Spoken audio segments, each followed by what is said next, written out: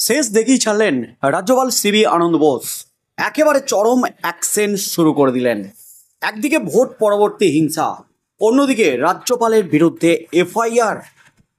তুমুল শোরগোল একেবারে রাজ্য রাজনীতিতে। লোকসভা ভোটের মাঝেই রাজ্যপালের বিরুদ্ধে রাজভবনের গ্রুপ ডি অস্থায়ী মহিলা কর্মচারী তুলেছিলেন শ্লীলতাহানির অভিযোগ। রাজ্যপাল দুবার শ্লীলতাহানি করেছেন তাঁর, এমনই কিন্তু বিস্ফোরক দাবিতে একেবারে কেঁপে উঠেছিল রাজ্য রাজনীতি। তদন্ত শুরু করেছিল পুলিশ, কিন্তু রাজ্যপাল কড়া বিবৃতি জারি করেছিলেন তার বিরুদ্ধে কোনো থানার পুলিশ তদন্ত করতে পারে না, এমনকি তাকে গ্রেপ্তার পর্যন্ত করতে পারবে না, তার বিরুদ্ধে মামলা দায়ের পর্যন্ত করতে পারবে না কোনো আদালতে। তার মধ্যেই রাজ্যপালের বিরুদ্ধে নৃত্য শিল্পীকে শ্লীলতাহানি অভিযোগ উঠেছে, যৌন হেনস্থার অভিযোগ উঠেছে, রাজ্যপালের ভাইপোর নাম জড়িয়েছে। একের পর এক বিস্ফোরক অভিযোগ সামনে আসছে। রাজ্যপালের বিরুদ্ধে অবশেষে 0 এফআইআর দায়ের করেছে পুলিশ। তদন্ত শুরু হয়েছে, আর তার পরপরই কিন্তু একেবারে কড়া অ্যাকশন শুরু করে দিয়েছেন রাজ্যপাল সিবি আনন্দ বোস। রাজ্যের বিরুদ্ধে ভোট পরবর্তী হিংসা নিয়ে উত্তাল রাজ্য রাজনীতি। শুভেন্দু অধিকারী বিজেপি কর্মী সমর্থক, আক্রান্ত কর্মী সমর্থকদের নিয়ে রাজ্যপালের সাথে সাক্ষাতে গেলে রীতিমতো রাজ্য পুলিশ শুভেন্দু অধিকারীকে আটকে দেয়। রাজ্যপালের সাথে সাক্ষাৎ করতে না দেওয়াতেই কিন্তু তোলপাড়। শুভেন্দু অধিকারী তার পরদিনই কলকাতা হাইকোর্টে যান। বিচারপতি অমৃতা সিনহা প্রশ্ন ছুঁড়ে দেন রাজ্যের কাছে, আপনারা কি রাজ্যপালকে গৃহবন্দী করে রেখেছেন? রাজ্যপাল অনুমতি দেওয়ার পরও কেন দেখা করতে দেওয়া হলো না রাজ্যপালের সাথে শুভেন্দু অধিকারীকে? এমনই প্রশ্ন তুলেছিলেন বিচারপতি অমৃতা সিনহা। তারপর পরই বিচারপতি অমৃতা সিনহা নির্দেশ দিয়েছিলেন রাজ্যপালের সাথে সাক্ষাৎ করতে দিতে হবে, অনুমতি দিতে হবে, যদি রাজ্যপাল টাইম দেন।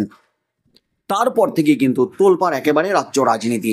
শুভেন্দু অধিকারীর সাথে সাক্ষাৎ করেছেন রাজ্যপাল সিবি আনন্দ বোস। তার সাথে 150 ভোট পরবর্তী হিংসা মামলায় আক্রান্ত ব্যক্তিদের সাথে দেখা করেছেন, কথা বলেছেন রাজ্যপাল সিবি আনন্দ বোস। কড়া হুঁশিয়ারি দিয়েছেন, শেষ দেখেই ছাড়বো।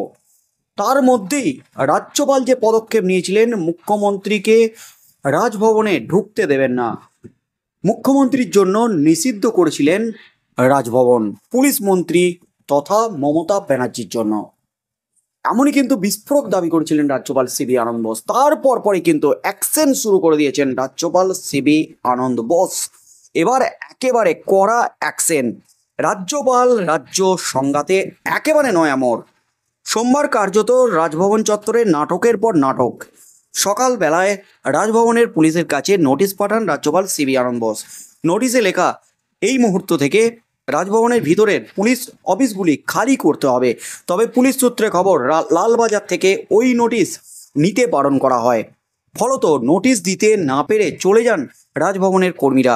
তবে এখানেই শেষ নয়, পুলিশ সূত্রে খবর, এরপর রাজভবনের পুলিশ অফিসে খবর আসে রাজ্যপালের নির্দেশ পুলিশ অফিসগুলির বিদ্যুৎ এবং জলের লাইন কেটে দিতে হবে, যদিও তাও বাস্তবে কার্যকর হয়নি।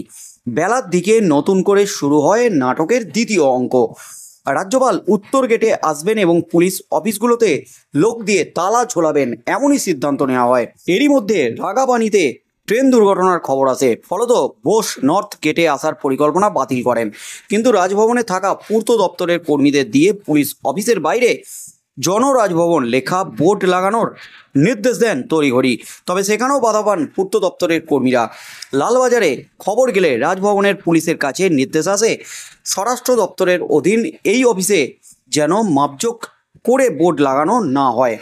বাধা পেয়ে পূর্ত দপ্তরের লোকজন রাজ্যপালের নির্দেশ না মেনেই চলে যেতে বাধ্য হন।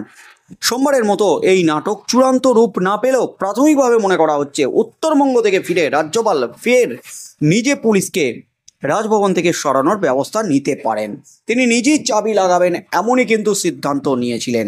উল্লেখ্য, 2 দিন আগে রাজ্যপাল রাজভবনে নিযুক্ত সব পুলিশ কর্মীর পরিবর্তন চেয়ে এবং রাজ্যের মুখ্যমন্ত্রীর সঙ্গে দেখা না করার সিদ্ধান্ত নিয়ে এক স্যান্ডেলে বিবৃতি জারি করেছিলেন, কিন্তু রাজ্য সরকার বা কলকাতা পুলিশের তরফ থেকে কোনো পরিবর্তন করা হয়নি। সেই কারণেই কি বোসের এহেন সিদ্ধান্ত?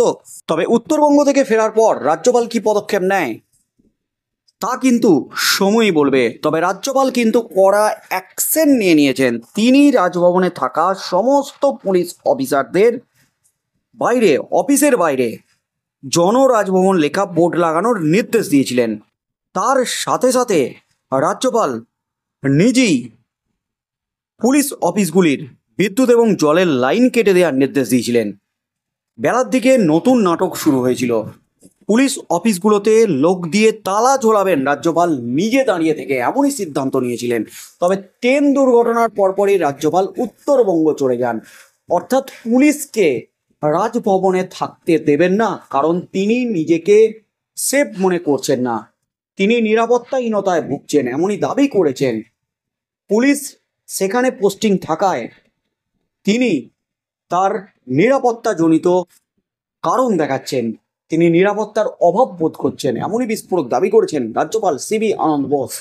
নবান্নে চিঠি পাঠানো হয়েছে, এমনকি মুখ্যমন্ত্রীকেও চিঠি দিয়েছিলেন রাজ্যপাল সিবি আনন্দ বোস। এবং তার সাথে সাথে কেন্দ্রীয় স্বরাষ্ট্র মন্ত্রক থেকেও কিন্তু রাজ্য পুলিশের ডিজির কাছে জবাব তলব করা হয়েছে ভোট পরবর্তী হিংসা নিয়ে। যেখানে প্রশ্ন উঠে গেছে অন্য কোনো রাজ্যে এই ধরনের ভোট পরবর্তী হিংসার ঘটনা ঘটেনি, সেখানে পশ্চিমবঙ্গে কেন এরকম ঘটছে, এই প্রশ্নটা তুলে দিয়েছে বিভিন্ন রাজনৈতিক নেতৃত্ব থেকে রাজ্যপাল স্বয়ং, এমনকি কেন্দ্রীয় স্বরাষ্ট্র মন্ত্রক। তাই আগামী দিনে রাজ্যপাল আজ রাতেই উত্তরবঙ্গ থেকে ফিরলে কি পদক্ষেপ নিতে চলেছেন রাজ্য পুলিশের বিরুদ্ধে, কলকাতা পুলিশের বিরুদ্ধে, রাজভবনে পোস্টিং পুলিশ প্রশাসনের বিরুদ্ধে, পুলিশ অফিসগুলিতে কি তিনি তালা ঝোলাবেন লোক দিয়ে রাতেই, নাকি জল এবং বিদ্যুতের লাইন আজ রাতেই কেটে দেবেন? কি পদক্ষেপ নিতে চলেছেন রাজ্যপাল? রাজ্যপাল সংঘাত যে চরমে উঠেছে ভোট পরবর্তী সময়ে, এর শেষ কোথায়, কোথায় গিয়ে দাঁড়ায়?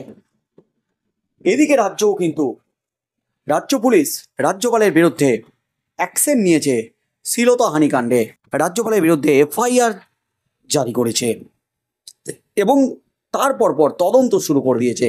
রাজ্য পুলিশ কি আদৌ গ্রেপ্তার করতে পারবে রাজ্যপাল সিবি আনন্দ বোসকে? সেই এখতিয়ার কি আছে? এই প্রশ্নগুলোও কিন্তু উঠে যাচ্ছে।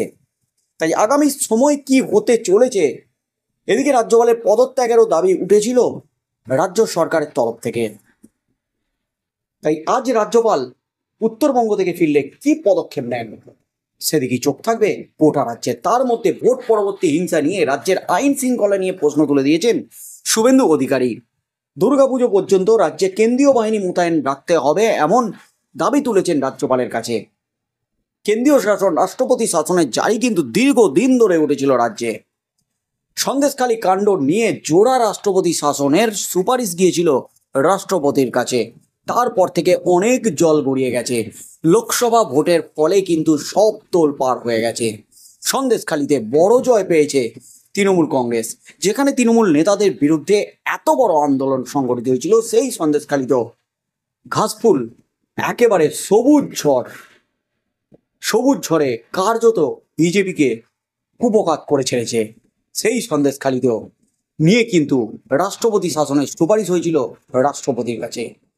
তাই আগামী দিনে কি হতে চলেছে সেদিকেই চোখ থাকবে গোটা রাজ্যের।